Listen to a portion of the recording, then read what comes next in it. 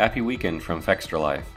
If you've been too busy to keep up on the latest in games we cover, or are looking for a refresher, we've got your back. Let's take a look at the comings and goings across the Fextralife Wiki Network. Moving like a soldier.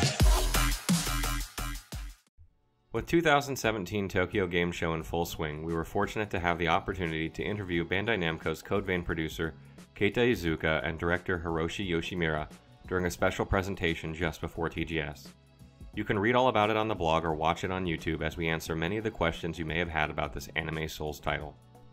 Furthermore, not only did we get to interview Code Vein developers, but we were also treated to an hour-long hands-on session with unbelievable footage captured. We learned many things about Code Vein that we didn't know before the game show. All in all, Code Vein is shaping up to feel much like a combination of anime, Souls, and Bloodborne with some wrinkles. Combat is fast and tight, and besides a few camera-related bugs here and there, it just feels good. It's got that sort of combat that makes you keep playing and you learn from your mistakes. It certainly has a learning curve, and even as a Soulsborne veteran, I had a hard time getting used to some of the new concepts that I have no doubt will become second nature to many of us would-be Code Vein players. All this game really needs, in my opinion, is some polish and multiplayer, and it will certainly keep players occupied for months. I look forward to seeing more from this title really soon. Capcom officially revealed their release date and pre-order details of their much-anticipated Monster Hunter World live during Sony's annual PlayStation press conference ahead of TGS 2017. Players can select from 3 editions: Standard, a Limited Deluxe, and a Monstrous Collector's Edition. Alongside the announcement, a new trailer for the game was released featuring new monsters like the Puki Puki and Nair Gigante, new locations like Coral Highlands and Astera, which is the base of operations the Research Commission uses, as well as a new piece of gear, the Glider Mantle. You can check all that out in our article. Furthermore, Capcom unveiled beautiful images of their limited Leo Leas Edition PlayStation 4 Pro bundle launching in Japan, which comes with a code for a digital copy of Monster Hunter World and other goodies. So far, there's no word on a global release. Here's hoping that changes soon. And finally, we had an amazing capture opportunity at TGS 2017, which you can watch on our YouTube channel or in the article. It features some multiplayer action versus Bareth for the quest Wildspire Rampage. Set in the Wildspire Waste, the quest takes you through quite a large trek to find your target monster, and we made sure to pick up plenty of goodies along the way. A full list of them will be available on the Monster Hunter World Wiki. Square Enix unveiled the release details and a new trailer for the upcoming online multiplayer expansion of their JRPG Final Fantasy XV, titled Comrades, which will be launching this October 31st. A bit of a warning for those who have not completed or even played the game, as the trailer's footage is set after Chapter 13 in the game's main storyline, meaning there will be spoilers. But if you have played it, or you're just a brave soul, you can go ahead and watch it on the blog, since it also includes a new track from the composer Nobuo Uematsu entitled Choosing Hope. In other Final Fantasy news, Square Enix officially announced a PlayStation 4 version of the fan classic Final Fantasy IX that you can grab right now on the PlayStation Store. This PlayStation 4 version of the game will include goodies such as HD cutscenes, a custom PS4 theme, in-game boosters, and much more, which you can read on the article. Another title landing on the PlayStation 4 is the remake of the PlayStation 2 classic Shadow of the Colossus. A trailer from the 2017 Tokyo Game Show showcases the gameplay captured from the PlayStation 4 Pro running beautifully on the console that you can view on the blog. President of Sony Interactive Entertainment, Shuhei Yoshida, promised fans that Shadow of the Colossus on PlayStation 4 will be a full remake. While the game will be the same as it was on the original PS2 version, assets from the PS3 remaster won't be used, as it will be completely remade for the PS4. As for who will be handling such a task, developer Bluepoint Games, who are known for their PS3 remaster of Shadow of the Colossus, as well as the God of War collection and the Uncharted The Nathan Drake collection, both on the PS3.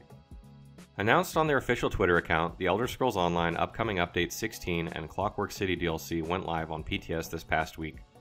This latest update features the much-anticipated transmutation system, allowing players to change the traits of their equipment in the game. You can check out the full details of changes and additions made in the upcoming update that is readily available on the Elder Scrolls Online wiki. Developer Slowclap launched the latest patch 1.06 for their online martial arts-focused action RPG Absolver. The latest update introduces gameplay balances, further improvements to online stability, as well as resolving issues with items and audio that players had trouble with since the launch of the game.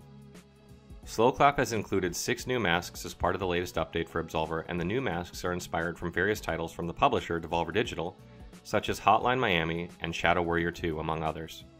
Check out the trailer titled Devolver Masks, showcasing the new gear in action, in our article.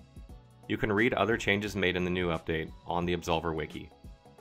AreaNet's new expansion Guild Wars 2 Path of Fire is out now and has been live since 9 AM Pacific Standard Time on September 22nd.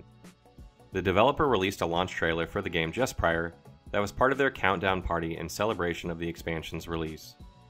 This is the largest content update AreaNet has put out since their Heart of Thorns expansion back in 2015. In Path of Fire, there will be an entirely new area, profession specializations, mounts, plenty of new loot, and much more.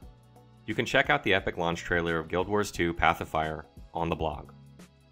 Developer Larian Studios unveiled over the week that their isometric CRPG Divinity Original Sin 2 sold 500,000 copies. In comparison, the original game took a few months to reach this number. Since its release, Divinity Original Sin 2 has seen massive success and widespread praise from both new and returning players. You can check out a review on the blog or on our YouTube channel.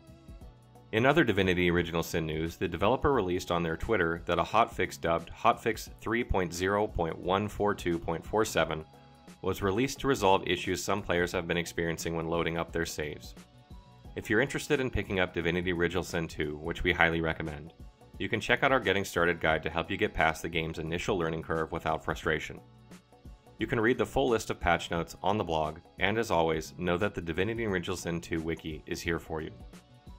There's a new Bloodborne Hunter figurine that is now available for pre-order.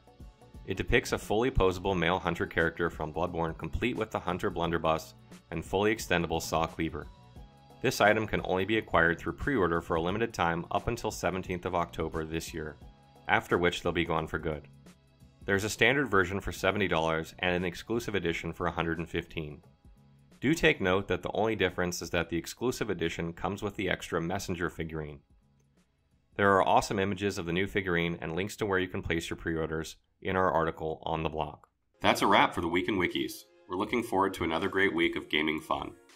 Don't forget to check out our VIP program for some exclusive supporter benefits, and budding writers should take advantage of our Become an Author initiative. Thanks for a great week, and as always, keep checking in with us for news, reviews, YouTube streams and vids, and general wiki goodness. Follow us on social media for all the latest and greatest. The more followers we get, the larger the army of the Fexus grows.